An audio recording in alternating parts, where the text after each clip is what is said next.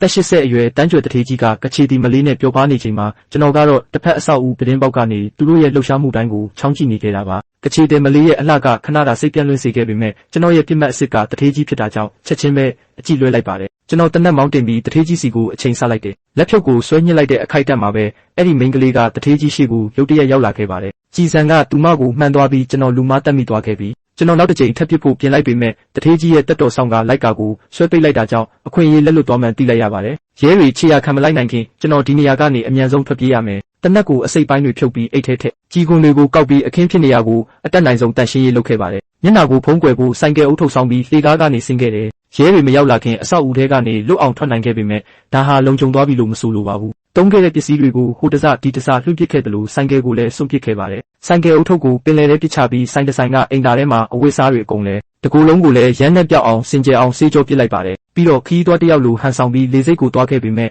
အဲ့ဒီမှာရဲတွေကစစ်ဆေးနေပြီဖြစ်လို့တမျိုးလုံးကိုပိတ်ဆို့လိုက်ပြီးဆိုတာရိပ်မိလိုက်ပါတယ်ရဲခွေးတကောင်ကကျွန်တော်ကိုစိုက်ကြည့်နေတဲ့အခါကိုပြန်ဆေးကြောထားပေမဲ့ရမ်းနဲ့ရသွားမှာကိုစိုးရိမ်မိတယ်အိမ်သာထဲဝင်ပြီးနောက်တစ်ခေါက်ထပ်ဆေးခဲ့ရပါတယ်အဲ့ဒီအချိန်မှာပဲကျွန်တော်အလုပ်ရှင်စီကဖုန်းလာပြီးအလုပ်ကိုအပြီးတက်ဖို့ဖိအားပေးလာတယ်ဒါပေမဲ့လောက်ကျန်တက်ဖြတ်သူတယောက်အနေနဲ့ဒီအခြေအနေမှာအလုပ်ဖြစ်ဖို့မဖြစ်နိုင်တော့မှန်းသိတာကြောင့်အဆက်အသွယ်ဖြတ်လိုက်ပါတယ်ကံကောင်းတာကရဲတွေကျွန်တော်ကိုမသိသေးတာကြောင့်လေရင်လက်မှတ်ဝယ်ပြီးတက်နိုင်ခဲ့ပါတယ်ဒါပေမဲ့လေရင်ပေါ်မှာမျက်မှန်မဲနဲ့လူတယောက်ကကျွန်တော်ကိုတောက်လျှောက်စိုက်ကြည့်နေတယ်လောက်ကျန်တက်ဖြတ်မှုလောကမှာ10နှစ်လောက်ကျင်လည်ခဲ့တဲ့အတွေ့အကြုံအရသူကရိုးရိုးခီးတယ်မဟုတ်မှန်းသိလိုက်ရပါတယ်အလုံးမအောင်မြင်လို့အလုပ်ရှင်ကကျွန်တော်ကိုပြန်တက်ဖို့လွှတ်လိုက်တာနေမှာပါသူ့ကိုမျက်ခြေဖြတ်ဖို့လေရင်တွေအကြိမ်ကြိမ်ပြောင်းစီးပြီးဟိုတယ်တစ်ခုမှာပုံနေခဲ့ပါတယ်တစိမ့်ကောင်းတဲ့ပကံပြားကိုတုံးပြီးတယောက်တကားဖွင့်ရင်အတန်မီအောင်ထောင်ချောက်စင်ကဓာတ်တစ်ချောင်းကိုကင်ပြီးဆိုဖာပေါ်မှာအိတ်ခဲ့ရပါတယ်မနေ့ရောက်တော့အဲ့ဒီလူမရှိတော့ပါဘူးလေရင်တွေထပ်ပြောင်းစီးပြီးနောက်မှာတော့ကျွန်တော်ဇနီးရှိရာတောရွာကအိမ်လေးကိုပြန်လာခဲ့ပါတယ်အိမ်တကားဝမှာမရင်းနှီးတဲ့ခြေရာတွေနဲ့ secret တို့တွေကိုတွေးလိုက်ရတာကြောင့်တယောက်ရောက်နေမှန်းသိလိုက်ပြီးကျွန်တော်ကားထဲကနေတနက်ကိုထုတ်ပြီးအိမ်နောက်ဘက်ကနေချင်းကပ်ခဲ့ပါတယ်